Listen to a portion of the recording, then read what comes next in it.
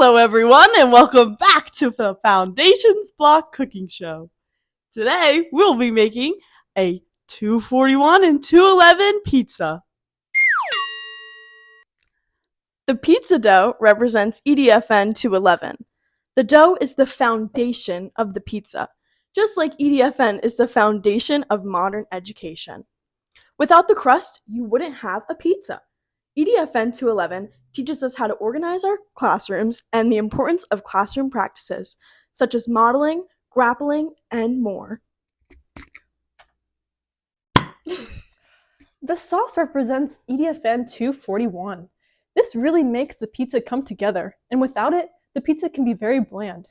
EDFN 241 includes important content like learning theory, positive and negative reinforcement, and punishment and motivation. EDFN 211 and 241 complement each other while keeping their unique perspectives on the world of education. Now, let's add the cheese. The mozzarella cheese represents intrinsic motivation. Intrinsic motivation is the personal internal drive that a student has for learning.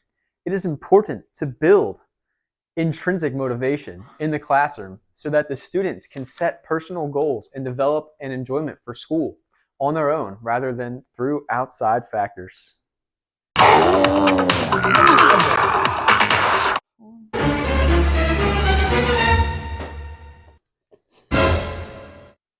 This cheddar cheese represents extrinsic motivation.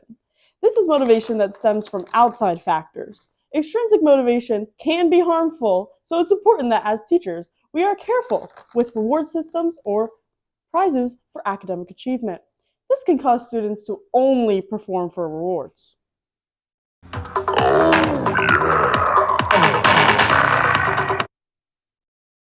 Now let's add some toppings. First up, we're going to add some pepperoni. This represents grappling. Whoa, whoa, whoa! Tina, you gotta distribute your toppings. I don't know how to do that. Like this. Oh! Thank you, Jenna, for modeling how to put the pepperoni on the pizza. Now I know how to do it. This pepperoni represents grappling.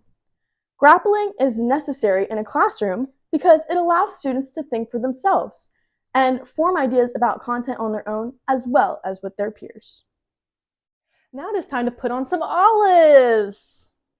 Lily, we know you don't like olives. Lily is bluffing right now.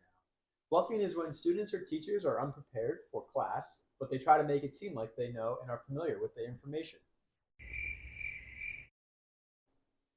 Next, we're going to add pineapple to the pizza. The pineapple represents the importance of diversity in a classroom. Pineapple is unique, but not uncommon. Like pineapple, many of our students come from rich cultural backgrounds.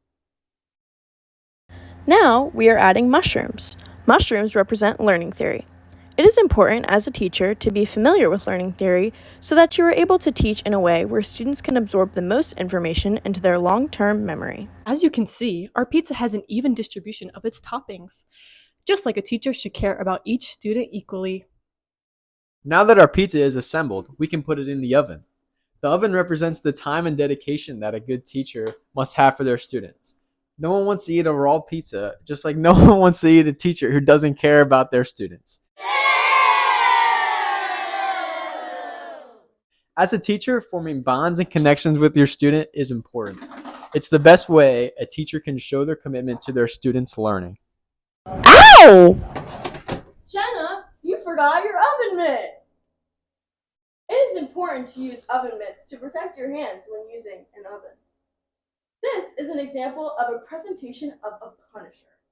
Now that Jenna has learned that if she touches the oven without an oven mitt, she will get burned, she is less likely to repeat this behavior. Be careful to check your pizza's progress regularly. Without careful monitoring, you could end up burning your pizza.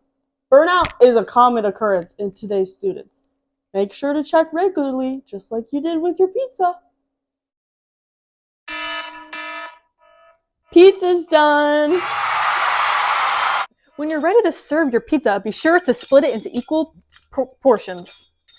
Every student deserves your time, so make sure not to show your favoritism. It is very important as a teacher to equally manage your time between each student in the class. The best part of making EDFN 211 and EDFN 241 pizza is eating it, of course. Eating your pizza is similar to assessment. This is considered a formative assessment because we are evaluating our entire process of cooking our pizza. It is important to include both formative and summative assessments in your class so that students are assessed in a variety of ways. Robin, yum. Thanks for watching! Tune in next week where we will be making a student-teacher souffle!